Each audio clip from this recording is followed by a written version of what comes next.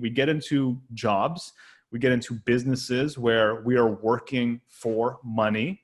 And then when there's certain people who end up feeling empty from that to some point, they get the success and they're like, oh, I think this is kind of done. And we stay for a little bit in this little plateau, not knowing that it's because we're evolving and we need to transcend to working for meaning. What creates meaning in my life? What creates impact? How do I really make a difference in a way where my soul is nurtured, but I could actually see the profound ripple effect of who I am and the work that I do. Welcome to the From Within podcast with Ben Osterveld. Hey everyone, this is Ben here from Within the podcast. I'm with Oliver Manalese. How do you say it? Manalese? Oliver Manalese. Oliver and I have known each other for a few years. I'm very excited to have him on the show. He's kind of a pioneer in his own life in some sense. He just kind of cuts through the bush and he's like, I'm gonna make my own way, and he's got a major heart for people. And I think he's making a bit of a statement and an impact in this world, and we'll hear about that.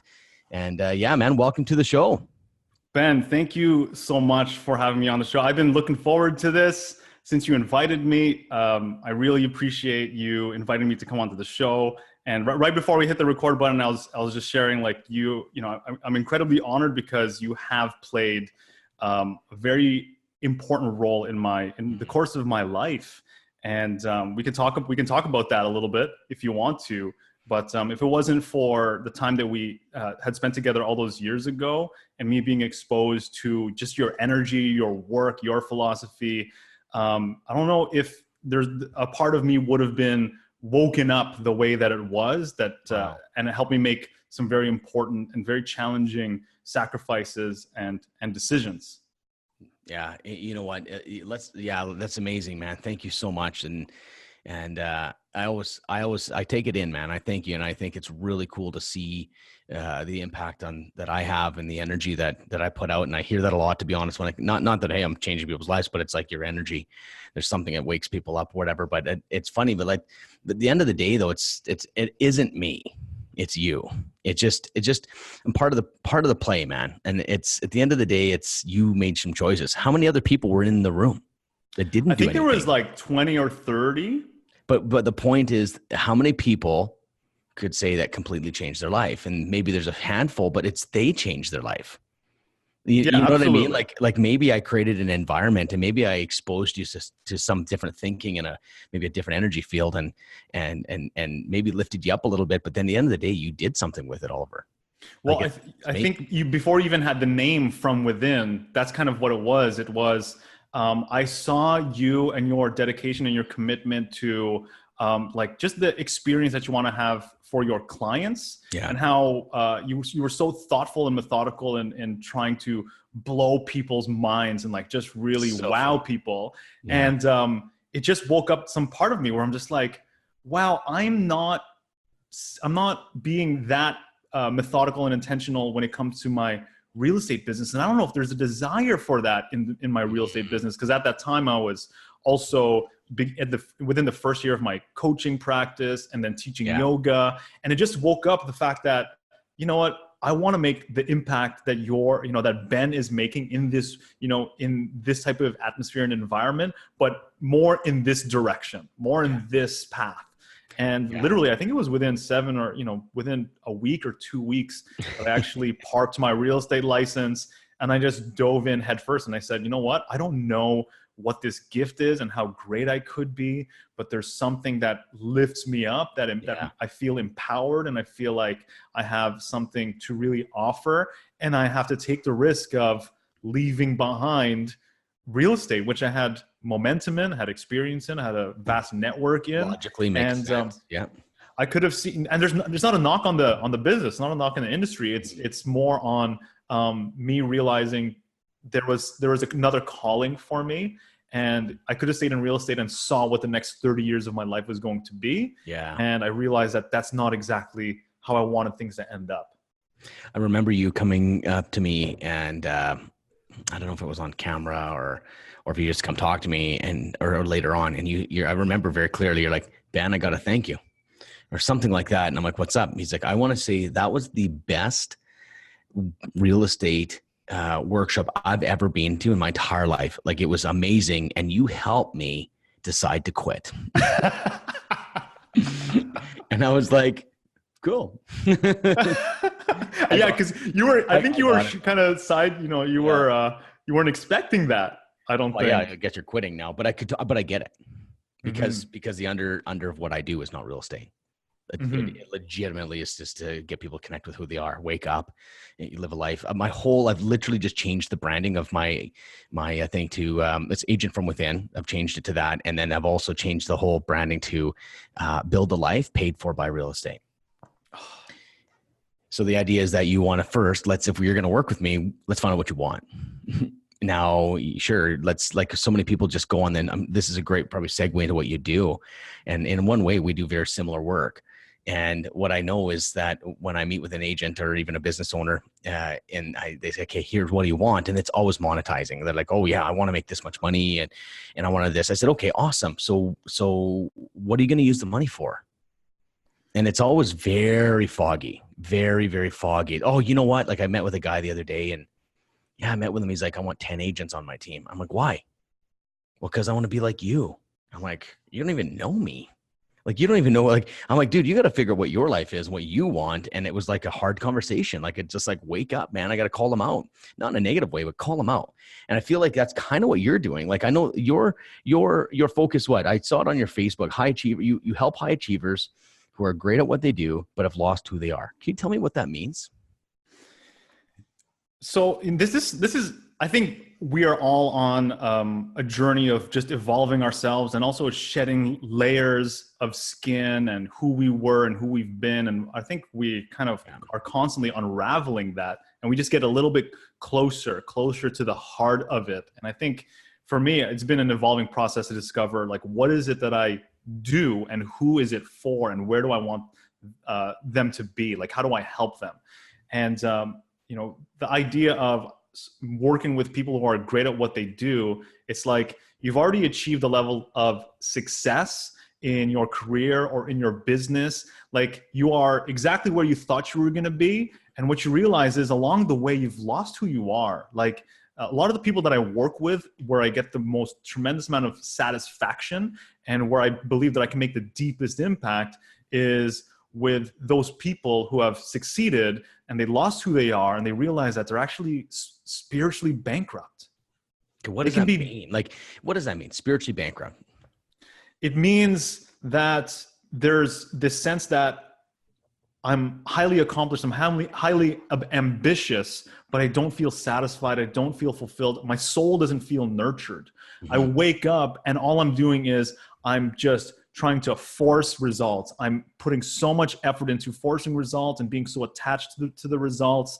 And when that doesn't happen, when that doesn't go my way, there's something wrong with me. I feel like there's something wrong with me. And I don't necessarily feel like I'm making a contribution. And you can say that in any profession, you are making a contribution, you are making an impact. And I think that is the truth. But on a more interior level, when you're talking about like from within, do you feel like you're being used for the thing that you're being used to? Like, you can take the back end of a screwdriver and try to hammer in a nail, but that's not the real use of that tool.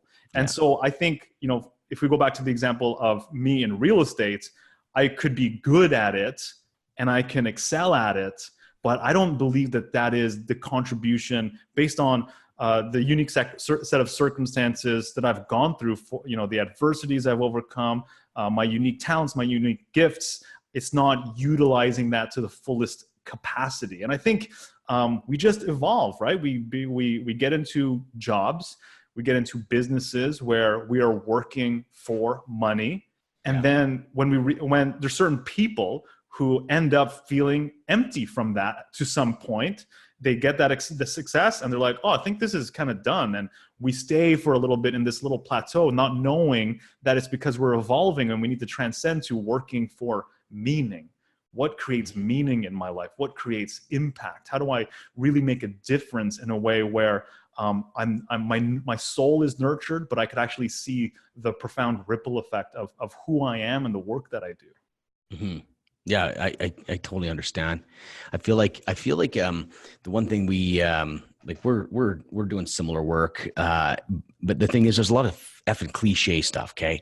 Like it's getting to be like popular to work on yourself and It's it's cool. It almost, looks good. yeah, but the thing is, it's like, what is meaning? So what is meaning? I think here's the thing. Let's just say I have a people pleasers mentality and I'm helping everyone and I'm getting meaning. That's not meaning. So you see what I mean? Like what is real? Like that's just fixing the insecurity and it makes me feel good. It makes me feel like I'm helping someone, which it might be authenticity, but like if we're like, we talk as if we know what meaning is. You're like, yeah, we got to go get some meaning. And we'd all be like, we could be in an audience, raw, everyone say meaning, M-E, like, and it's like, what does it mean? We don't know, but we are going after it. Like what is meaning? But I think what you're talking about, I'm sorry? We make assumption that we all know what we're talking about together. And that's something I always think, what is meaning for you? And I think it is. Meaning is very individual. But I think what you're talking about really speaks to the symptom of something deeper, I believe, that's actually happening. And that is, it does look cool to be authentic and be vulnerable and be positive and be working on yourself. But the challenge with that, the shadow side to that, is that you might learn how to look like that. You can learn how to use the words and the language to appear that my life is meaningful, I'm making an impact, I'm living my passion, my work is my passion. But if you are just using the words but not actually living it and experiencing it for yourself, it's just a greater level of inauthenticity that we have to contend with. It just creates this challenge. That's why you see people online where, they talk, they say some really powerful things, but behind the scenes, if you follow them around, are they actually living it? Yeah. Like I think the greatest con artist is someone who masters faking authenticity. Mm-hmm. You have to use intuition to figure out if they're real or not, because they look very authentic. Well, it's a matter of, the thing about authenticity is that the shadow side of authenticity is we turn it into, well, this is how to look good. I got to be myself. I got to be real. Well, what does that mean? And also with vulnerability, it turns into the shadow side of vulnerability is, well, I can use this to look good. Now you see, I don't know if you get these ads in your Instagram or your Facebook where people lead with quote unquote vulnerability, but they're kind of mechanizing it. They're weaponizing it for their own use. So if you're exploiting your past trauma, your own pain, then what you're doing is actually, you are bankrupting the truth value. You are actually invalidating the power of just being and coming from a place of true vulnerability and authenticity. You're actually using it to get something in order to achieve something. And we're talking pretty deep here. It's like deep understanding. And I think that comes from, and tell me what you think. I think like when we're working with people, I think honesty to yourself, I think is the only way to get authentic. You know what I mean? Like, what do you think when you're working with people? What do you find when it comes to them being honest with themselves? When it comes to authenticity, the premise that I use with myself and with my clients is, if you want to be authentic, you got to be authentic about where you are inauthentic. That's really where it begins. And what's inauthentic is there's a way that we present ourselves to be, but on the backside, behind the scenes, we are living the exact opposite. Totally. And I believe all human beings do that. So I'll give you a personal example from me. Part of the work that I do is helping people create impactful businesses, like impact-driven businesses, and live meaningful lives and tap into their potential. But the inauthenticity for me is, behind the scenes, I'm freaking scared of my own gift. I'm fucking scared of my greatness. And there's a part of me, instinctual and survival-based, that really wants to avoid the responsibility of being great. And so it creates fluctuations in my business. It creates stepping in, stepping out, being half in, half out sometimes. Yeah. And I really have to be face to face with it and look at, what is this costing? Like, what is it actually costing me? What is it costing others for me to continually maintain this level of inauthenticity. And it's like, for most people, it's invisible. But as soon as you can make it visible, like, oh my gosh, like I tell people this is what's important, but I'm not living it behind the scenes. Yeah. I tell people that, you know, buying real estate and investing in real estate and investing in yourself is such a powerful way to grow and expand and experience aliveness for yourself. But behind the scenes, when no one's looking, I'm actually so scared to put my own money in myself. I'm actually so afraid, or I have so many excuses to not carve out even an hour for myself to take a break. I'm so busy trying to please others and make sure I look good, and that I'm maintaining the appearance of that I've created for myself, the image I've created for myself. So a lot of us, we need to, I think for authenticity, we've got to look at where are we being inauthentic the most. Yeah. And I think that's where coaches come in. Like, I'm huge in coaches. Like, they put a mirror on it. That's why people are scared to coach with real coaches. You hire a tactical coach, super easy to deal with. You know what? I'll follow the steps. You'll never challenge me. Like, I'm like, challenge the shit out of me. Cause I know, like I always say in business, if you become a master at systems, a master at marketing, and a master at the actual business, you're going to only be incrementally better than everybody. But the thing is, if you can get transformation and change the way you think and the way that you have outlook on life, and like you said, the things that hold us back, that's when I've seen people double very quickly. Just double, to be honest. Like, I've got a guy I'm working with right now. He's already matched what he's made last year at right now. And it's only 6 months in. And I'm telling you, it was not like, sure, there's some cool systems and some business stuff, but he shifted his thinking. He shifted his outlook. He was more empathetic.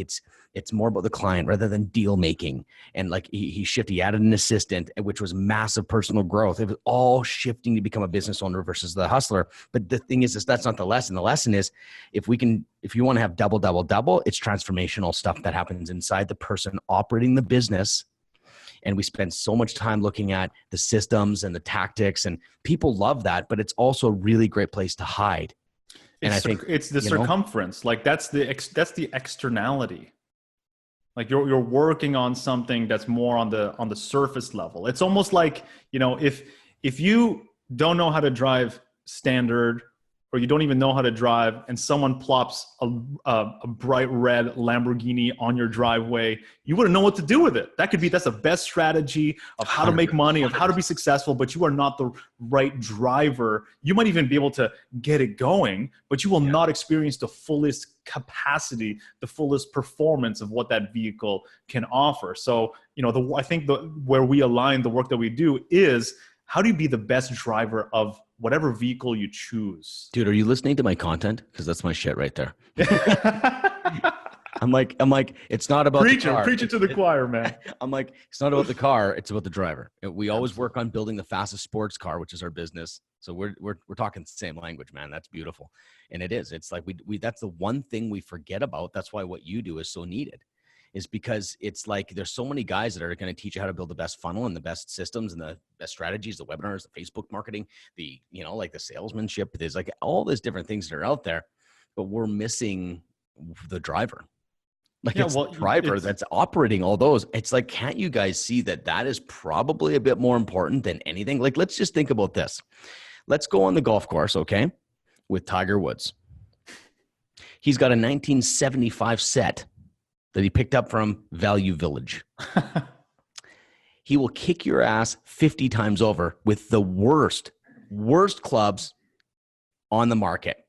Why? Because it's about the driver. So that's where it's like people want to compete on the business and become the crazy systems. The thing is, it's not where it's at. Why don't you become the best driver? And then you literally don't even need the best systems and you'll still win. I have clients who are infoholics, seminar junkies, always needing to know more and know how. And it's so interesting that if it really just came down to the how and what you know, then why are you stuck? Like, why aren't you where you want to be? And we think that the next new piece of knowledge, the new fresh piece of knowledge, the next insight is actually going to create that breakthrough. But sometimes, like you said, that is a great way to avoid yourself. It is a great way to look busy. The danger there for me is you feel like you're actually doing something, but it's not even making a difference. Well, you're creating a midlife crisis. That's what you're creating. You are like, you're going to spend 20 years wasting your life. And then you're going to wake up one day and going, shit, I don't know my kids. You know, I've got a really cool car. I've done a lot of traveling, but what did I really do? Like, what did I like? And that's why we have something called a midlife crisis, because we just get busy and this sounds good. Let's do this.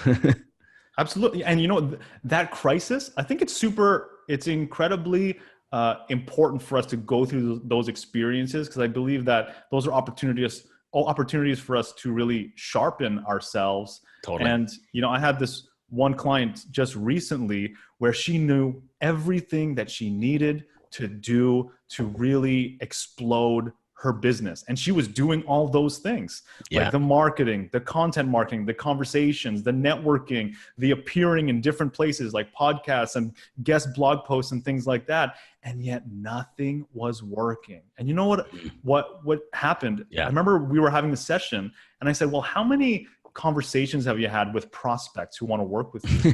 She's like, and she said 20. Well, she said 20. Oh, wow. And I said, well, how many have turned into clients? And she said, none. And I said, well, something is missing. Something's broken, yeah. And you know what we were talking about earlier, be authentic about your inauthenticities. I said, well, what do you want to teach your clients? What do you want to tell them? Well, I want to tell them, you know, to make sure they're having fun and take care of themselves, that well-being is important, that you got to take rest, don't overwork, don't burn out. And I said, well, what kind of life are you living right now? Yeah. When was your last holiday? When was your last day off? Funny. And she's just like, oh my God, I'm not being what I teach. And I said, exactly. So people will repel fakeness at a subconscious level. They will. Or if you're really fake, you'll attract each other. Yeah. And then you'll get fake clients. Like we are literally magnets. It's like your mask is meeting someone else's mask as opposed to being able to truly, truly connect. Yeah, if you're like, oh man, my friends suck. I'm like, well, it's because you suck. It's just what it is. Like if my friends know it, I just don't have anyone that deeply cares about me. Well, it's probably because you have the same issue. Like when people come into my life, good and bad, I'm like, oh wow, what part of me attracted that? Always. I own everything. If someone comes and steals from me, I'm like, what part of me still needs to be worked on would steal? Like if someone comes and be like, man, I can't believe I got this team member to join my team. Like, holy crap. I'm like, man, I must be the shit. I must be like this guy. And if I look up to people, the only reason this is a huge lesson. If you look up to people, it's only because you see that in yourself. Yes. That's it. Like if I'm like, man, that Oliver, that guy's got it figured out. Well, maybe I do too, because I would never be able to see it. Exactly. I truly believe that with everything in my heart. When I was in Peru, we were climbing Machu Picchu and there's this little old lady and holy crap. Her energy was like you could feel it a mile away. Like you walk in and she's just gorgeous. There's like an angel. And I just went up to her. I said, man, I got to tell you, I said, man, you're beautiful. And she goes, oh, cool. She goes, that's because what you see in me is because what you have in you, or what you have in you is the only reason you can see that. It's because that's where I'm a reflection of you. And I'm like, holy crap. And good and bad, what you bring in your life is you got to own it. Mm-hmm. We see that which we are. Absolutely. And you know, I think the thing that you constantly are talking about and supporting people in, it's really the idea of, you know, you can get to the point of like becoming authentic and becoming vulnerable and being very optimistic and positive and energized. But again, like all those things are incredibly significant. They're important. The shadow side is we end up trying to use that as another mask to really look good, to appear a certain way. Mm-hmm. When I think what you're talking about is it's stuff that no one gets to see. You don't get to look good if you're being responsible for your life. When you're saying, hey, I am the cause. I am the cause of my reality.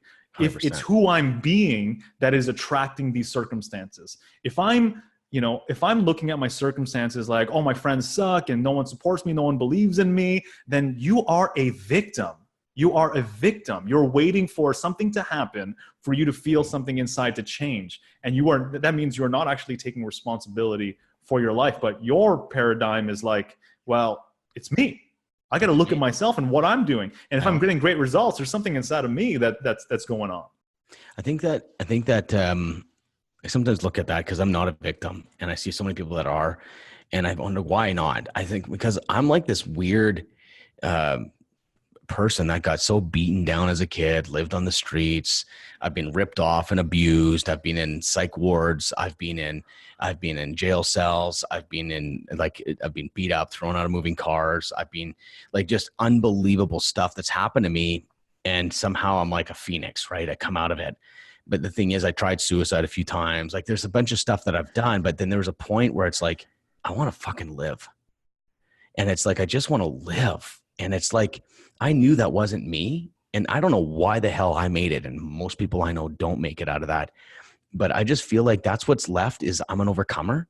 And because if you can, and my message is, if you can embrace that pain, really embrace that struggle, don't fucking run from it, run it at it and sit in it, feel it and realize that you can overcome it. Your confidence goes double. Because it's like, you throw something at me, Oliver, try it. Fuck, I'll crush it. I don't care. Like I'm willing to live in a tent again. I don't care. You did say that once to me where you're like, I'm willing to be broke like again. Totally. Because I know, because you can do it again. And it's not about rebuilding. It's about living unattached. Like, I don't want to live in a tent. You crazy? Of course I got not. a nice 3,000 square foot house. But the thing is, I'm willing to, because at the end of the day, once you go through that, this is speaking to the victims, to be honest, the people that act like victims. It's like, man, if you can just get through that and own it as your own fault. And people, I got victimized, but I own that shit because I know you can be victimized. Yeah. I was totally victimized, but I'm not a victim. And the thing is, so I took that thing and I went, okay, I've got a massive opportunity here because I'm going to be resilient. Not many people get to go through what I got to. I'm a lucky guy. I'm such a lucky guy to go what I went through. Yeah, like I got to work out shit in my life. I got shadows that show up still, but I am so fucking lucky because you know what? I'm so strong and I'm brilliant. I'm smart. I know people, like all the gifts that I got because I had to wrestle through that bullshit for so long and still today sometimes. But you know what's cool? It's all preparation. That's all it is. So you can shift your mindset and be like, wow, that fucking guy, that my boyfriend's an asshole, then fucking leave him. You kidding me? Tell him off. Or maybe for once in your life, tell him how you really feel without being an asshole.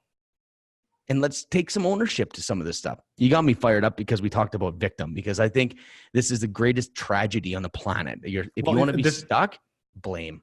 The challenge with, calling out the victim mentality is that some people don't identify with the victim and they don't realize when they are being victims. So let's be more subtle, because I think it's more of a subtle thing. People don't realize. So here's one thing that I've been really contemplating and thinking about. It's most people don't get the experience that they are their word, that they are what they say and how they live, and that they are being in alignment, like they're being in integrity. Most people get the experience that they are their circumstances. Oh, I am my circumstances, because my circumstances dictate if I have a high self-worth or low self-worth. I am my feelings. If I'm feeling great, then I'm great. If I'm feeling low, then I'm low. Most people think that they are their thoughts. And their thoughts are, if my thoughts are positive, then I'm a positive person. But when I'm depressed, then I'm a depressed person. But it's identify with it as themselves, 100%. It's super, we look at, okay, well, if I change my circumstance, let's do all these strategies and all these techniques so I can change my circumstances, because I identify as I am my circumstances. And if my circumstances don't improve, then that says like something is wrong with me. And to me, that is, you're living from a place of life has to happen from the outside in. An external phenomena causes an internal shift. And I'm waiting for the external phenomena to change, or trying to do as much as I can to change it, to heal my soul, to fill my soul. And if you are coming from a place of, hey, I have a choice, and it is a privilege and a responsibility to take on the choice that I am going to be my word. If I say I'm going to do something, I will follow through on that something. And most people realize they live with themselves that they break their word all the time. I'm going to follow this workout regimen. I'm going to follow up with this person. I'm going to have all these business activities. I'm going to make these commitments. And their word is so brittle. Their word is so brittle. Mm-hmm. And because of that, they know deep down inside of themselves that their word is unreliable. Their word, I'm going to say something, it's not trustworthy. Then they're not going to trust themselves. And that's the scariest place to be. It's funny. I spend a lot of time thinking about this stuff too. And I think about how to help people. And if I say, hey, you're a victim, they're like, oh, okay, sounds good. Let me get working on that. So there's a bit of a technique that I use when we're in this kind of conversations with a coach and client. I'll share it, is that I'd say, write down all the places you're at a disadvantage. And that's my secret, because I'm looking for the victims. And it's like, why are you at a disadvantage? And then we start talking about the disadvantages that you have. Like, that might be something that, like, it's really cool exercise. It's like, where are you at a disadvantage? Well, I just am not I've got a language barrier. There's always, you know what I mean? Too right? old. I'm too young. Not enough experience. It's like I'm new to the country, new to the city. So we can remove the disadvantages. We might be able to get back to owning your life, not being a victim. And that's something someone can write down right now. Like, where am I at a disadvantage? And realize this is going to showcase where you're being a victim and showcase where you're stuck. You will be limited beyond limited because there's no such thing as a disadvantage. And the trouble, I love that exercise. That's so powerful, because what it does is it shows you that all these disadvantages, I am living at the effect of these disadvantages, as in, like, these disadvantages own me. They have me, and they are what's running my life, as in, I don't really have choice. It's very deterministic. It's, oh, well, this is just how life is. I don't speak the language. It's a second language, or, I'm new to the country, blah, blah, blah. And if you just live that way, enough, whatever. Yeah. Yeah. And that means that you're just along for the ride. Life is just happening to you. And I call it, you have to be the cause. You realize that you can be the cause, as opposed to just living at the butt end of the ripple effect of life and just living on the velocity and the momentum of society and that culture. Makes me want to puke. Makes me want to puke. Like, it's like, why don't you just say this? Oliver, you control me. Like people are funny. That's the other thing to say. It's like, right at all the things that you're at a disadvantage of. You're, and it's like, who wants to be controlled? F that. Like, it's like, if you ever have the time, like, I've had that in my life, where, like, where do I put my hands? Like, feeling of, like, where do I put my hands? I'm doing that right now. It's like, I talk so much with my hands, but it's like, I want to hit this wire and unplug it. I've literally unplugged once already. But the thing is, but literally, like, say, like, for me, to be honest, to be really open and vulnerable, social environments are very hard for me. And you'll never know that, because I'm doing my best, and I'm working through it. I'm really good when I'm in a strong place in my life, on stage, or teaching, or doing breakthroughs, or talk about something I know. But the thing is, a social environment brings me back to my old story of being bullied and being teased in groups, and, like, it's the shadow, right? So it's not as strong as it's weak as it's ever been. But it's like those moments. You got better. Well, you faced it. I just became me. Yeah. Just be me. And, like, but the thing is, what I'm saying though is that still controls me. I hate that. And that's still there, and it's slowly going away, because the more I just say, I'm going to risk being me today. I'm going to risk saying what I really want to say. I'm going to be honest with myself. I'm going to be honest with the people that I might lose, because then I'll be honest with them. Like, if I like the relationships I don't like, is that, well, I can't just tell you something and talk to you, and then it's weird. Like, then that's like, oh, you're controlled by that. I don't like that. I feel like we're so not wanting to be controlled, and we want to be in control, but you're so controlled. Like, I'm controlled by being uncomfortable in a large social environment. I feel uncomfortable when whatever, you know what I mean? And so it's like, I think it's such a really cool angle to think about. Is I asked them, I'm like, Oliver, what would you feel like if I controlled you, just totally took over and controlled your life? Yeah. Being I feel like a slave. The reaction, especially to women. If I sometimes do this, I'm like, if I controlled you. But let's be very precise. Dominate. Yeah. What would it be like if I dominated you, if you were being dominated? Yeah. And then they say, I'd hate it. I'd be pissed off. I'm like, well, this is dominating your life. This is controlling your life. And it's like, if we can identify like, wow, because you have an illusion that you're in control. And at the end of the day, it's like, wow, look at all, like, then who am I? Now we can start uncovering who we are, because you're not even controlling your life. Like, that's a crazy thought. Like, you're not even in control. You're literally living someone else's life. Your dad told you that you would never make it. So guess what? What's beautiful about that is that as soon as you can see with your exercise, like, oh, these things are controlling, I'm letting these things control my life. It's literally, that's the part where you're motivating. Like, oh my God, I'm out of denial. Yeah. I can actually see the thing that's in my way.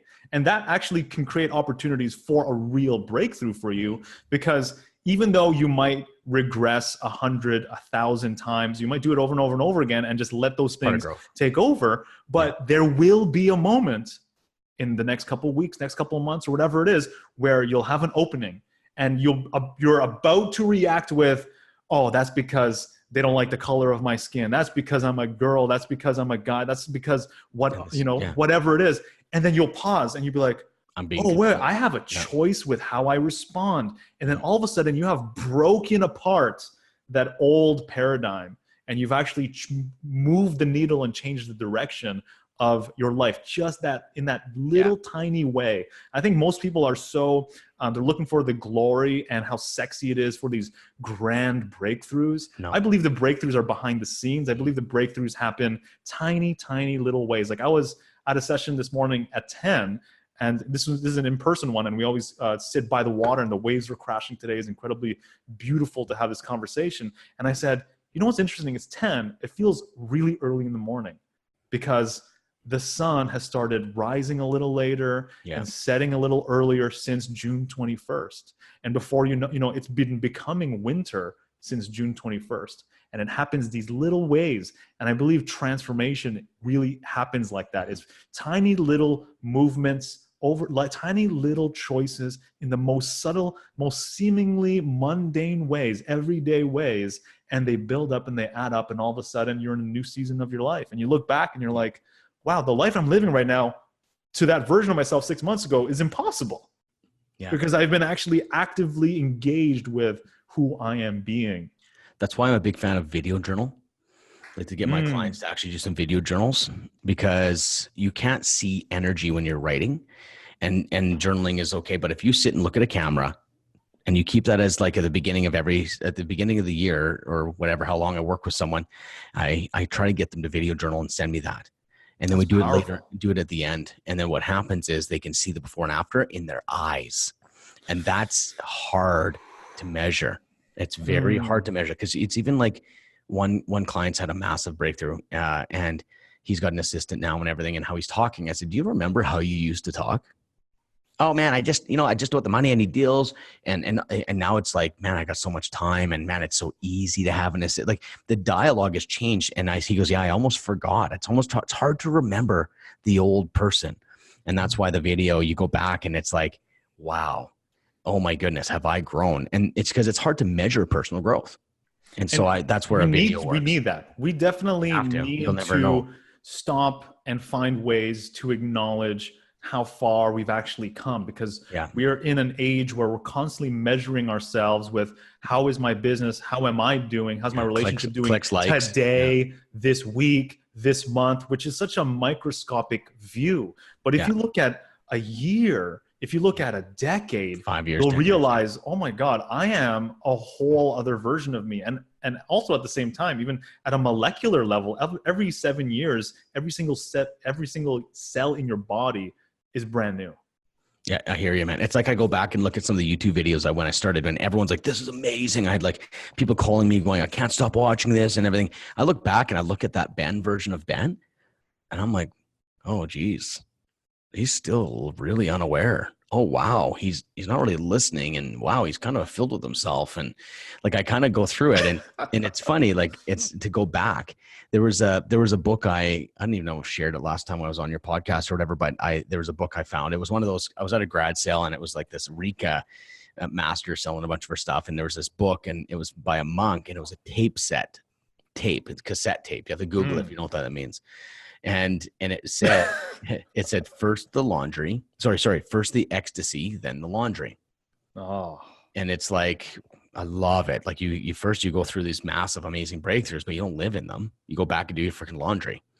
And so that was the name. So I picked it up, and what I got out of the book, the book on tape, there's the one thing that was powerful. It was that once you've kind of evolved and you've had these breakthroughs, there's a piece, like for so long, I said, I don't like the old Ben. He didn't listen. He was always angry. And I'd have this weird disconnect in my heart of like, almost like if someone from the past showed up and they would refer me like, oh, I know how you are, I'd be so mad. I'm like, no, I'm not like that anymore. Or whatever. Right. And it was just not peaceful. And I read this thing and it was like, you have to go back and mourn your past. Wow. You have to mourn it. And I went, oh, of course, I got to go back into the feelings of death, the feelings of how brutal. I'm like, man, I didn't like it. And you just come to peace with that's your old past. And if you don't mourn it, I think it just haunts you like a ghost. And that's what was been going on in my life. But yeah, that just kind of refers back to like what we've been talking about. But wanted to share that. It's like we need to mourn our past as we hit those transformations and look back and you're like, yikes, that guy. Then you lean in and go, yeah, I didn't like that guy. Wow, he really was disconnected. And you can work through that through thought and feeling and come to peace going, yeah, but I love that guy still. And then there's that mourning, and then it's closure. And we move on to the new Ben, the evolved Ben. That to me, that really speaks of wholeness, being whole with oneself. When we look back and we reject an old part of ourselves, where we make ourselves wrong with who we've been, well, who you've been has led you to where you are. And if you're in a place where you feel satisfied and proud and grateful, that has played an incredible contribution. I used to look at myself in my 20s and just be like, why was I such a douchebag? I'm just like, why was I so aggressive and so in a hurry and so like really trying to pretend to be something that I wasn't? Like, I used to just look at myself and be like, oh my God, I looked at these pictures and like, that's not me. I used to have that rejection. But if it wasn't for going through that, I don't know if I would have learned the lesson. So there's almost a gratitude. And if you're going to love yourself, you got to love all yourself. I don't love that part of myself. I pick and choose love. Well, then you're going to pick and choose love with all your relationships. Like if you're going to really accept someone and love them for real and have that, how many people want an intimate relationship with someone that they love and they can't quite connect? It's because you don't like some of the stuff in your life. You have to come to terms that, I'm a bit arrogant sometimes. Yep. And I really like who I am. Yep. Yeah. Sometimes I don't listen. Yep. And sometimes I do yell at my kids. Yep. But I like Ben. I like him fucking a lot. And now I have the ability to like you with all your bullshit because I like my bullshit. The problem is we want to be like, when I'm doing this well, that's the version of Ben I will accept. Yeah. And that's why our relationship's narrow. Well, then I would look at you and go, well, as long as you're at this peak level, Oliver, I'll hang out with you. We can get along. Yeah. And then, weird. You're doing that? Yeah, that's no, I don't accept that because I don't accept it in me. I'll accept this piece of you, Ben, but everything else, just leave that behind. That's the mirror because I'm doing that to me. And so the more I accept me for me, where it's not like I've been so driven to be excellent and so driven to overcome, and I've had so much shit to deal with that I became a performer in my own personal growth. Right. And it's like, if I'm not hitting these marks and I'm not digging deep and, that bullshit, that part, I'll get rid of that someday. So it's never, ever fully aligned and whole. And now you're sitting there meeting people and you're literally judging them the way you're judging you, those parts of you. And that's what happens is I look at you and I'm like, oh, that part of me, I know that part. You're arrogant. Just like I hate that part of me. So we're judging that part of ourselves. That means we're going to judge others for that exact thing. So that's where you look back and go, okay, I'm judging him. What's in me that I'm judging again? Right. What's in me it's that simple. It's literally that simple because it creates so much suffering when we judge people. And it's a reflection of our own self-hatred. I would love to share this one really important piece that I've shared with a client recently. And so I believe that love is about communication and the part of communication is like communing, like union, like being on the same page, like speaking the same language, being on the same planet. I feel like it's not communication just words. It's like, hey, I believe that we relate with each other. We can feel that we relate with each other. Like my message is getting across. Like it's not a broken telephone. So I believe that love is, a fundamental piece is communion, union, communication. So if you're looking at self-love, people don't think of, community as the community of self. There's a community inside of yourself, as in there's past versions of you, there's the present version of you, and there's future versions of you. If you want to experience self-love, well, how do you care for all those past versions of you? How do you get into the point where you are communing and communicating and feel a sense of relatedness and wholeness with those past parts of you? And how do you love the future of how do you love the future versions of yourself? Well, it's in your power right now. How you be and how you act and what you do and what you create right now has a profound effect to the future versions of yourself. So, there's a lack of self-care for that future self if you don't take care of those things that are incomplete from your past. Because all you do is you just dredge it back up. You just photocopy it back into your present. All the stuff you haven't taken care of or healed, you just keep bringing it into your present. That Simpson episode of like, tomorrow Homer will deal with it. Tomorrow Homer, yeah. And then the next day, it's like, oh, tomorrow Homer will deal with it. It's like, well, that's a lack of self-love to me. Mm-hmm. Yeah. So I got a question for you. So you're a yoga teacher. Yes, sir. But you're kind of weird because you do yoga teacher with a guitar. I saw it. And I'm not going to lie. I'm like, what the heck is going on? You're a yoga teacher, and tell me about this. Like it's super cool. Like what's going on? What's this? Is this anyone else doing this, or is it just you? I think I think there are teachers out there. I think there's so many people who have different passions, different gifts.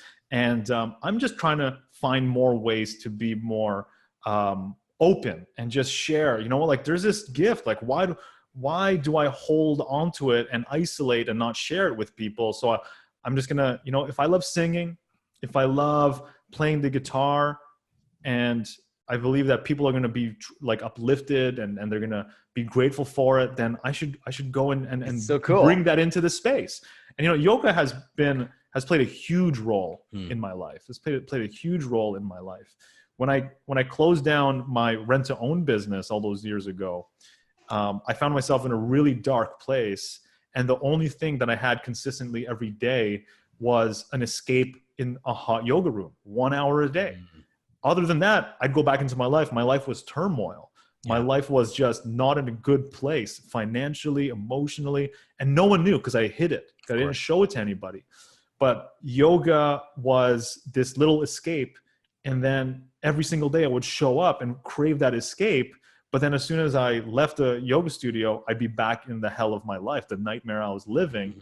But one day I practiced, and all of a sudden the victim in me started to die. It died because I was in tears of joy when I was practicing. And I'm like, oh my God, I'm living my nightmare, and I'm filled with a tremendous amount of joy and gratitude. Like joy and gratitude is possible in the midst of all my circumstances haven't changed. So it's like what we were talking about earlier. I realized, oh wow, I am not my circumstances. Yeah. I am not what's happening to me. I am what I choose.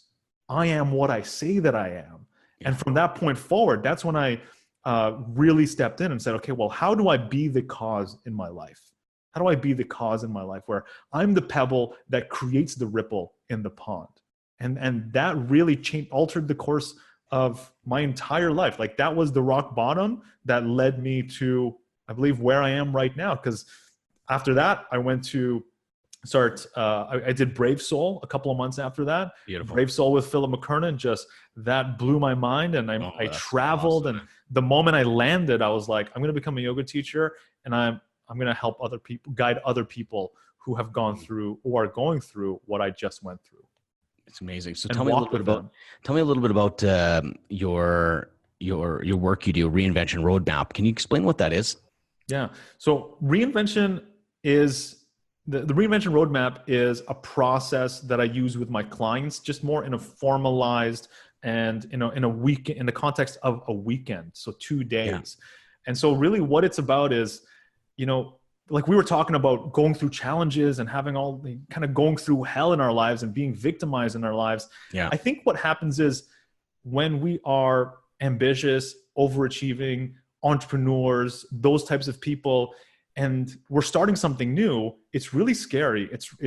We're white belts and we make a ton of mistakes. And then eventually we gain some wisdom, we gain some momentum, and we achieve a level of success. We get to this certain point and we do it for so long that it's tough to go back to that guy or that woman who was willing to take risks and be a white belt and do something very, very scary. Totally. So reinvention is like, well, you've created a level of success for yourself, but there's also problems that come with that success, and you can't solve it using the same thinking that got you here.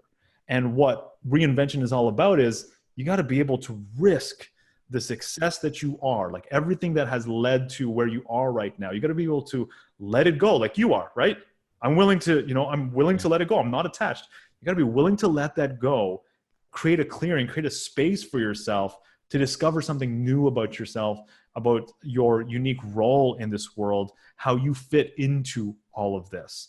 So it's a self-discovery journey, and it's really a methodical process to get us to the point where we start to understand and know the nature of ourselves and kind of learn how to be whole with those parts that, for most of us, we reject and we make ourselves wrong for it and we feel victimized by it, but we become whole with it. So we understand, in what ways is it actually limiting me to have this frame of thinking, this way of being. And if I can put a light on it and see it, it reduces its power over me.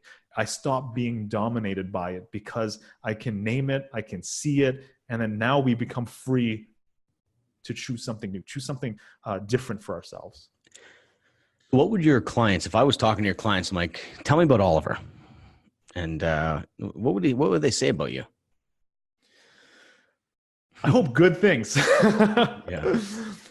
One of the things that I get very consistently from people is they get the experience that I get them, Dan. And there's a level of intimacy that we share in our relationships. I can't tell you how many clients actually, we end our conversations with, I love you.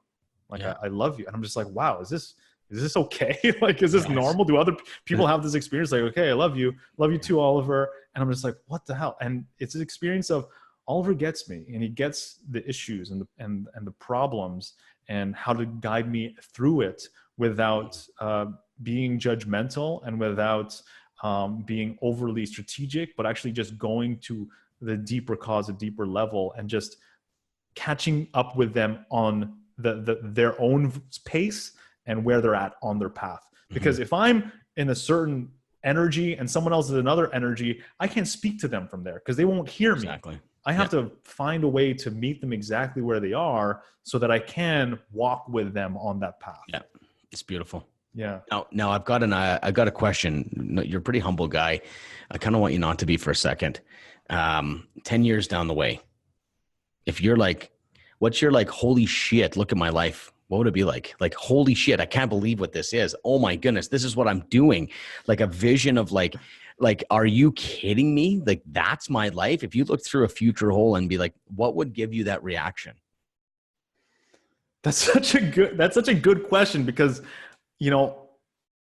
I've gone to a point where it's so tough to always, like, I used to be the guy who would always look 10 years out, and then I would get attached and obsessed with it. Yeah. And then I would beat myself up. Traditional goal setting. It's not, I'm not a fan. Exactly. But I'm talking about like, you're with your closest person. So that'd be what? Is it Janet? Yeah. And you're like, I got to tell you something. I can't fucking believe what's going on here. This is unfreaking believable. This is our life. This is what's happening. Holy shit. I just almost want to faint. Like, I can't get goosebumps. Like, what would that look like in 10 years as a brag? Like, man, I don't even. Just say it. I'm sure you got some vision, man. I'm pulling it out of you.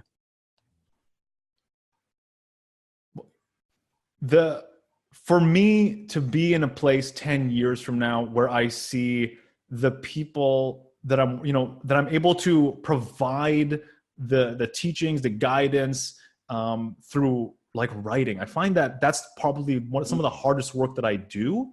And I'm just kind of starting to understand that when I'm writing and I'm trying to kind of get better and work on how do I explain and deliver a specific insight in a way that someone gets it and is potent enough, that's a type of problem solving that I realize, oh my God, I find it so difficult, very daunting, but extremely fulfilling as I'm doing it, when I'm doing it.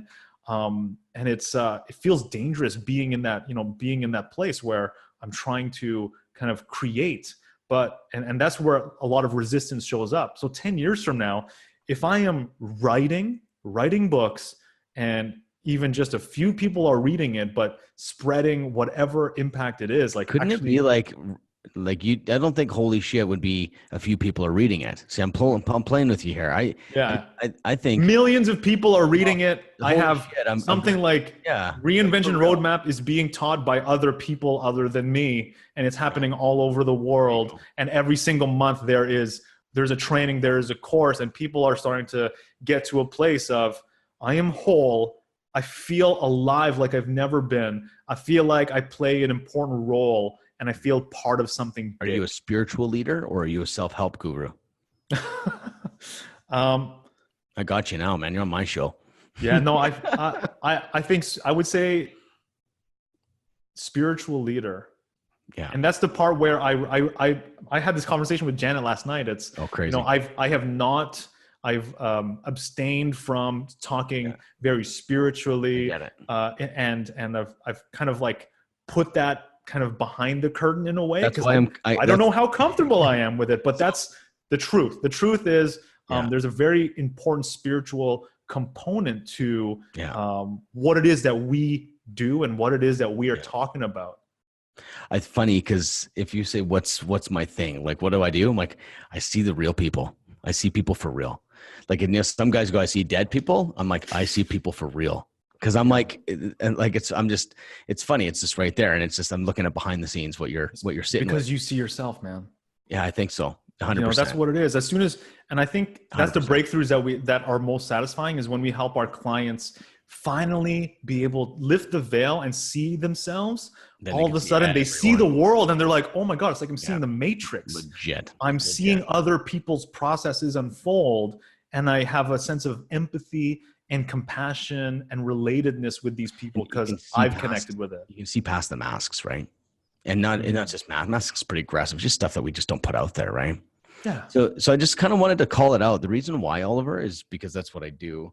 And I feel like that's you do that. You're great at it. But it's weird because you can have a negative call you out, but I'm like, I want to hear Oliver, the spiritual leader. I want to hear who this guy is. I want to see what you're going to be writing. Like, because it's like even right now, I'm like, if you could leave this podcast in my head, I'm like, if you could leave this podcast one more inch closer to who he really is, that's just what I want to do the rest of my life. So I just have to do that.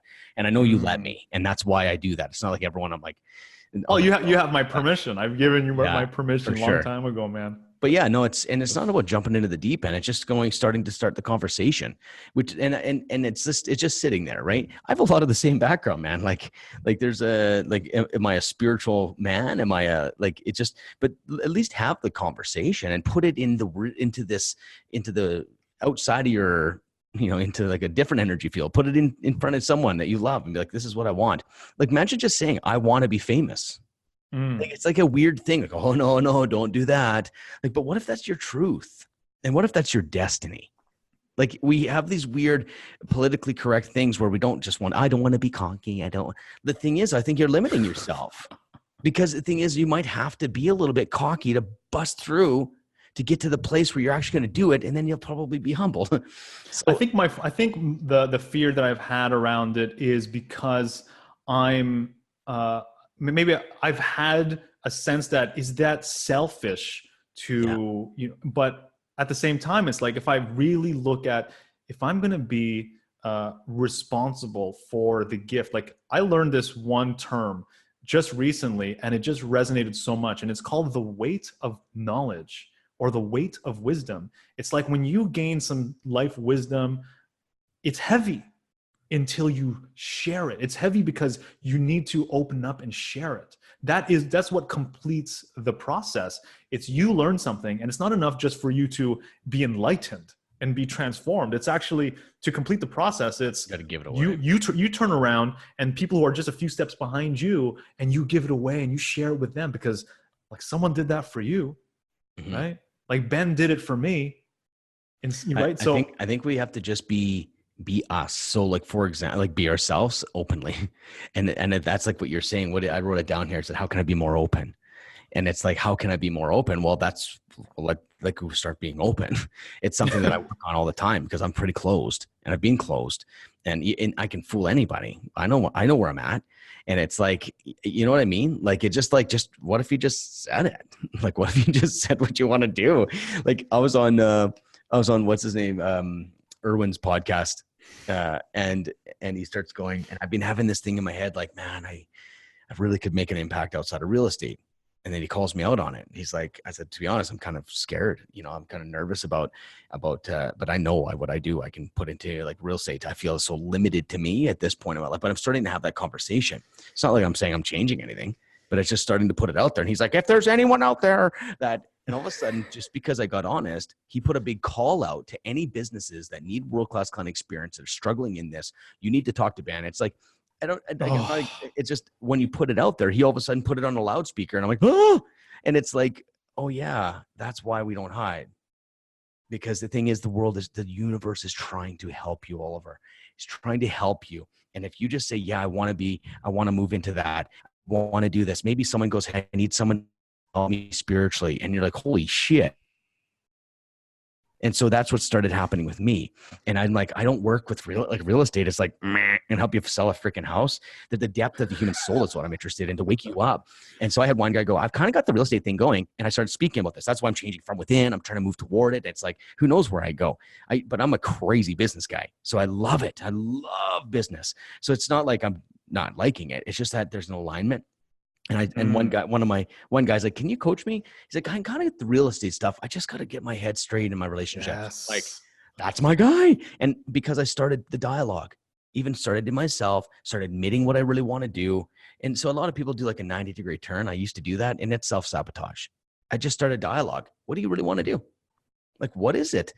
Just be like, and I actually like to put it in the fire. So I like to say it and almost in a way in a group that are going to judge me. Because it's like a good rep in the gym. It is a good rep. I'm going to tell all the friends that aren't going to judge me. No, I'm going to tell someone that is going to judge me. Yeah. Like, actively go find that guy that's like, you're an idiot. I'm like, perfect. I did it. Like, because I want to be strong. I don't want to care what people think. So I'm going to go tell someone that's going to judge me what I think, and I hope they judge me so I can get my rep in. Yeah, you kind of get it out of the way. Cause like, I don't know, you probably have clients who, just like me, who they're afraid of saying something out loud because they're afraid they'll make it real. Yeah, and if I say it out loud, then I really have to look at it, and that's so true in all circumstances. It could be it doesn't matter what it is, but I think when it comes to the context that we're talking about, it's like, well, you just declare it. You declare, I want to work with people at the depths of their soul. I want to work with people in a spiritual level.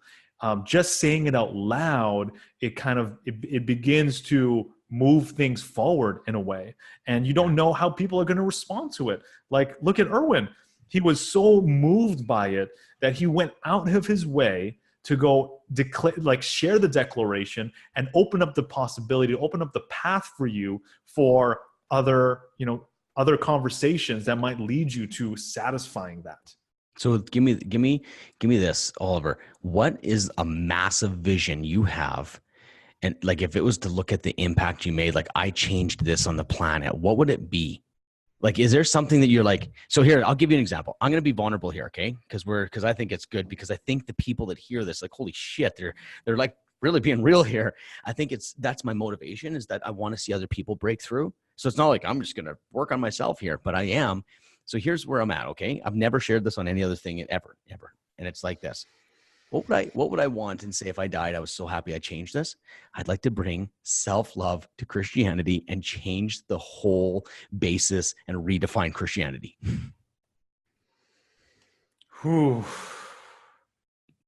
That sits in my heart deep. I've never shared it before, but I want to be seen. I want to be heard. I want the universe to know what I'm doing, because I think that's the missing factor, is that people do this religious thing, but they say you got to be like Jesus, and you're a wretched man. Like there's this message in there, like you're a sinner.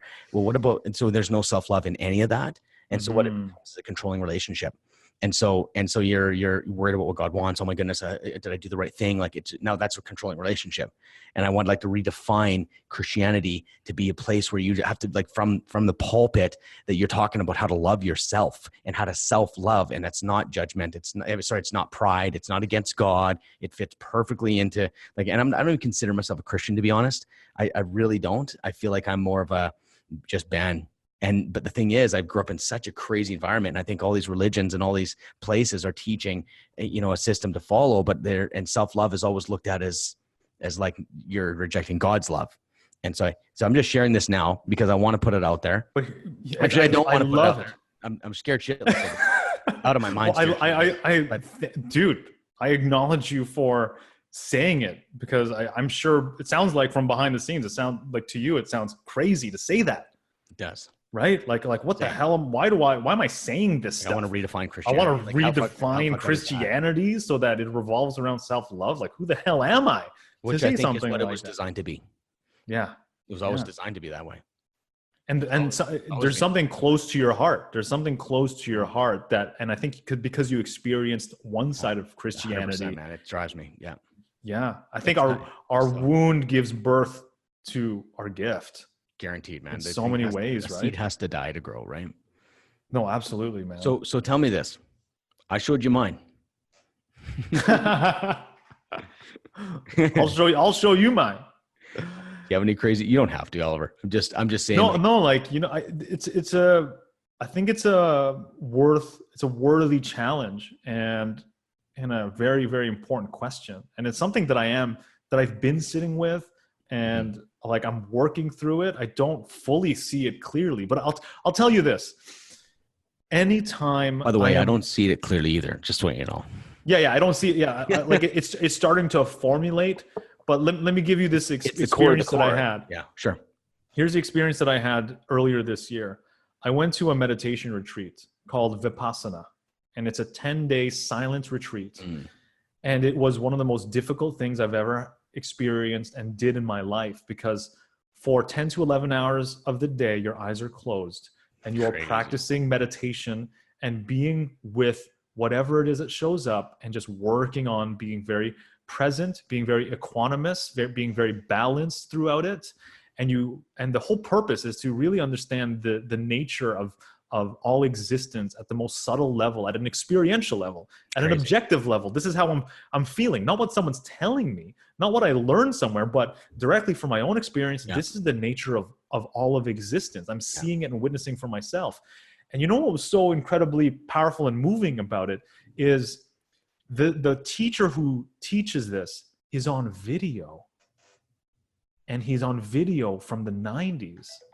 And these centers are all over the world. Weird. And everything is run by volunteers, and no one gets paid. The teachers, the volunteers don't get paid. And this is all self-growing, and you go there for free because someone has paid your way to be there. And so when I see the level of impact where thousands and thousands of people are learning this beautiful technique that teaches you how to be mindful, how to be peaceful, how to share and spread love and harmony and forgiveness around the world.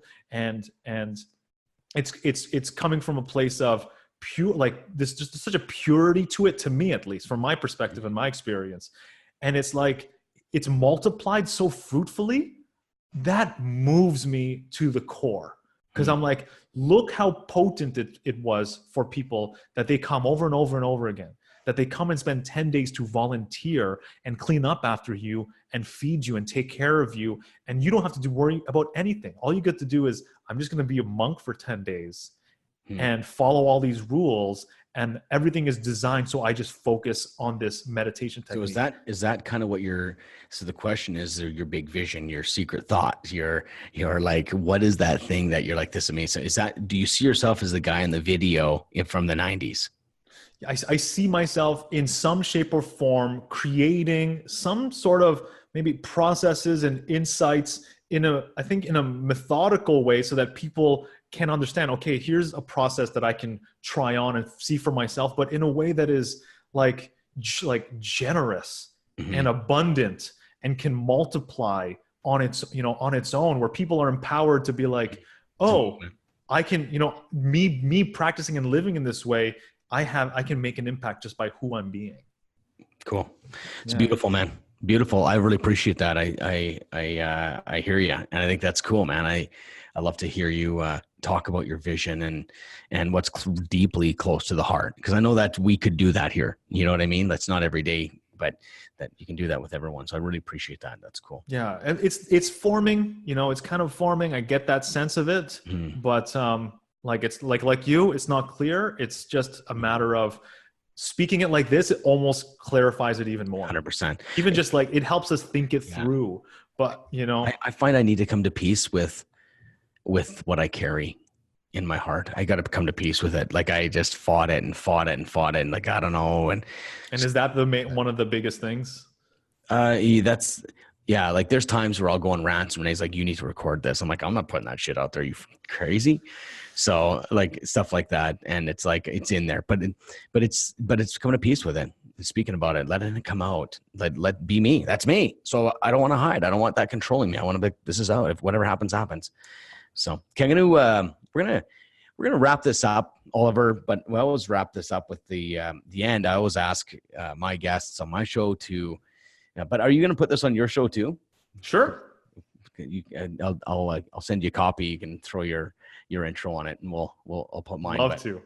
But what the thing is I always say I'm always the one interviewing people and stuff. And I know you've kind of interviewed me already, but so it's kind of a weird thing. But at the end of the show, I say, hey, ask me a question. Is there any question that you would want to ask me? I know we've gone, and if not, that's fine too.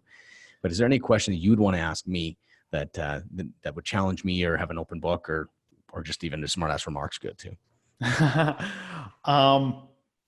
This is one that I've been working with and sitting with. So I would love to pose it to you.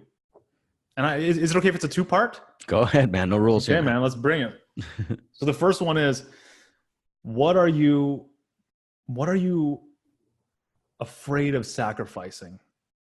Like, what are you unwilling to give up? Like, it's difficult to let it go and give up because you're attached to it. Yeah. If you had asked me that a few years ago, it would have been a lot different. What am I afraid to give up? I don't know, man. I'm really came to a place of like, I think if I had to be on my own, no family, no kids, my real estate career, I got an amazing real estate business, top in Western Canada for a team. And, I think I'm afraid to give up. I don't know. I think there's probably something there, but at the end of the day, I've come to a place of like, I don't know. I won't give up. Like I said, I'm not scared, but I'm not going to give up my life of being happy and helping people and having a marriage and having that's just what I'm going to do. But I'm not scared. If I had to give everything up, I just would. I guess the context would be, like I think of it as there's something that we got to sacrifice and give up and let go of for the next thing. Yeah. For what's next, like a caterpillar has to go into the chrysalis and give up being a caterpillar, and it literally digests itself. It releases an enzyme and turns it into nothingness. It's crazy. And slowly it forms into a butterfly and emerges. So it has to give up some old way, some old life, some old mask, some old image or something to clear that so that something new can emerge. Oh man, probably you don't have to answer that. No. It's to be honest with you, I think I'd like to ask my wife that question. To be honest, she knows me like better than anyone. Be like, hey, Renee, what would I have to sacrifice to move forward? And she'd be like, bah, bah, bah. She nailed me on it, I'm sure. But yeah, no, I'm gonna sit with that question, Oliver. So what would I be willing to? What do I need to sacrifice to move forward? Yeah. What do I need to sacrifice to move forward? That's and then it's really good. It's good, man. I don't have an answer for you. I don't know it. Yeah. Well, so here's a beautiful thing. We live in a society where it's all about getting to the answer. Yeah. And no one learns or is taught how important it is to sit with a question, because if you're aiming for the answer and you know the answer, it's world narrowing. If you are sitting with the question, it is world opening. It opens up possibility. So that's why I'm such a big fan of sitting with the unknown of the question, because now you're in the realm of, I don't know, and there's so much possibility and I can't predict it. Yeah. But if you think you already know, it's narrow. Then you're just living predictable. You're just repeating what the past. Closed and open too, right? Yeah. Yeah. So there was a second part, or is that it? The second part is, where do you need to expand your capacity to be responsible? Like, where in your life do you need to be more responsible? More responsible. That's kind of a weird word. Like, take ownership. Like, be the caretaker of. Man, I think that's my world. You know what I mean? Like, I own my shit, and when something comes up, it usually hits me between the eyes. Usually comes through relationships that are willing to, like, the ones when I'm the raw version of me. I'm not sitting on a podcast, or like, I'm trying to be the man that I'm here today, as I'm trying to be that same guy everywhere. And that's a real word. Man's at home. I just want to be the same guy in front of you. I don't have a business band. I don't have a personal band. I don't have so whatever it is, man, like, bring it on. And if it's holding me back, like, let's look at it and let me let it go. And as it comes up, and I think it comes up when it needs to come up. And sometimes I hit my head against the wall a few times. And sometimes I think very, very small. And I think I've got a lot of judgment. Those are things. I think those are the things that I'd like to. Maybe some of the things I think big, but in my world, I'm just. I look at you and I see, like, you think big. Isn't that amazing? That you have your own point of view. Like, your small is someone else's big. Like, I talked to a guy yesterday, and he's just like, I sold this business, sold it for $40 million. But that's nothing. Like, this other company. This is my colleague. They sold a company for, $300 million. I'm just like, Jesus, man. I think so. I'm thinking small. I think so small, man. So small. I do. And I'm working, what I'm working on currently is to really accept people for who they are, even though I can help them, and let them sit in their bullshit in a way. They see me judge that. And it's like, I have that, like, oh, wow. And then it's like and just experience of friendship versus a coaching relationship. Another one I'm thinking about, another one I'm working about, because I'm not that good at friends, I don't think. And I'm working on that. And I'm a fantastic coach. So it's a great place to hide. I'm helping people. It feels great. But when they're just to be friends for no reasons, I feel like I struggle with that. That's incredibly honest, man. It's just my truth, man. Thank you for that. That is so freaking honest. Yep. and that is, I totally get that. I think as business entrepreneur men, like, I guess it doesn't necessarily have to be men, but I think if you are that type of person where you have this external goal and you are really working towards it, it does get easy to hide in all of the doing. It gets easy to hide because the goal, what we're good at. The goal is usually conditional to self-acceptance. That's why. It's like, why are we those people that need to do goals? Why are we driven? I think there's this level of unbelievable contentment that I am enough. At that point, that's my goal. Like, I'm enough. Like, just mean standing here naked. It's totally enough. And that's all I need. And I don't know if it's the right goal, but that's how I see, because once I'm happy with who I am, just really who I am, I don't need these goals. They turn into targets, and they turn into missions. They turn into different things. And so I feel like, it's really easy to do this. I think it's my journey. I got to look at myself for real. Do you ever have that thought of, like, well, if I can be with who I am the way that I am, and I'm enough, am I afraid that contentment might hinder my goal achieving capabilities? I used to, but then I don't, because what's my goal? Yeah. If that's really true, I'm like, so why am I scared to lose motivation? It's like, well, I don't need it. But I think that's what a lot of people can get I tell you something? With. I'm crazy motivated. Like, oh, it's clear. It's clear. But here's the thing. Anita Marjani wrote a book called Dying to Be Me. And she died. She had cancer. She had an out-of-body experience. Okay. She was guaranteed. No one's ever come back from the cancer she's had. And it's all documented. She came back and she got fully healed and no explanation. Okay. So she dies. She goes into heaven or the second dimension, and she runs into her dad. who had passed away. And she says, oh, I want to come here. Oh my goodness, the love I feel. It's so pure. I don't have any, oh my goodness, nothing. And it's just like, this is it. And he goes, oh, your mission's not done. You're not ready to come yet. He's like, oh, why not? What do you got to do? Well, what do I need to do to get my mission done? She goes, well, he goes, that's the thing. He goes, you just got to be yourself fearlessly. And he goes, every single thing will work out for you.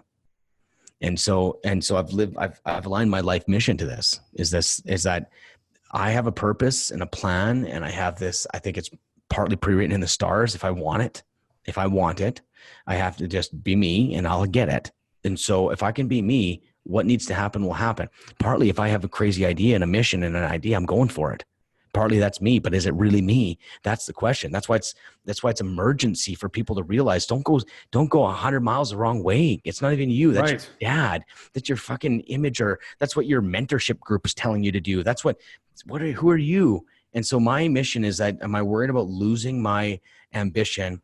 The answer is no, because I'm going to be me, and I'm going to be me unapologetically. I'm going to try to be me, and I don't have to worry about the plan. Like, I see visions of me in stadiums. I see visions of me, all this stuff happening. Am I attached to it? Nope. But I see it. If it happens. You are the living example of one of the most important quotes there's a philosopher named Marcus Aurelius, and he says, he who is in harmony with himself is in harmony with the universe.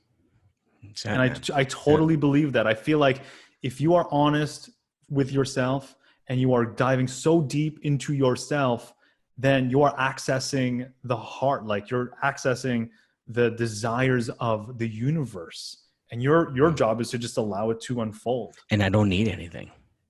That's what's like, the universe is going to give me everything. Well, I don't need it. But it's fucking cool. And you bet I'll ride the wave. You don't need anything, but you have a lot to give, right? And there's a lot that can come through you. There's 100%. A lot that can come through you. Yeah. Like I have visions of walking into the room and the energy changes and lifts just from me walking in the room. Just boom. Like that's cool. That's what I want. I want to walk in the room. You've always had that, man.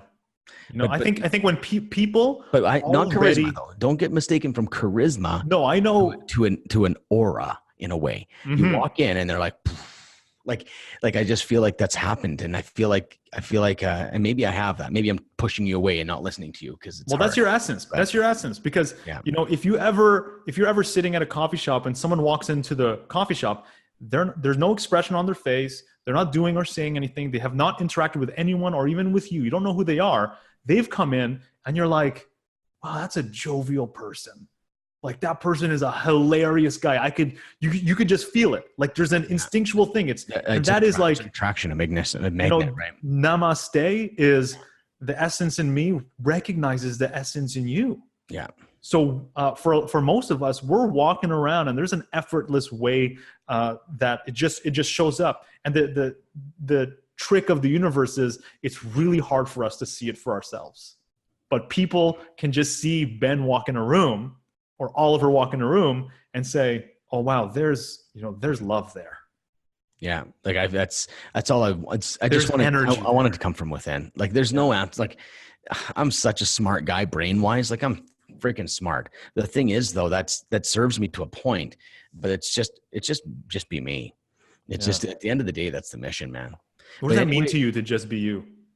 Oh, just who I am is who I am. It's what does it mean to be me? It's the constant look at, is what I believe mine? Am I following someone's path? Speak my truth, even if it's not fully developed, even if I'll change my mind later, even if I'll be judged. I start by just speaking up. The very practical way of this is next time that you're out with a group of people and everyone wants to do something that you don't want to do. Try saying that. Not really into doing that. Hey, do you guys all want to go hiking? I guess I'm going hiking. Yeah. Kind of like you just be like, no, I'm not really into that. That's okay. You guys go. Oh, and then you're the one guy that changes the entire plan to make it work for you. Like, just speak your truth. Next time you're sitting there and you're like, I'm kind of frustrated with my person I love, just be like, I'm kind of frustrated with you. Can I share that with you? Just like start just speaking your truth. And then going, who the fuck am I? I grew up in a Christian home in Canada. Well, that means that, like, if I was born in Syria, I'd be a Muslim. Like, who am I? I know my dad says hard work is the way to get ahead. Well, is that my belief or is that his belief? My dad hated cats, so I hated cats until I liked cats. Like at the end of the day, this is the journey is like what did you call it? Unraveling all these old things and what's left is me. And a lot of people don't think that's enough. And that's why they don't do it. And at the subtlest level, you're already in the process of becoming something else.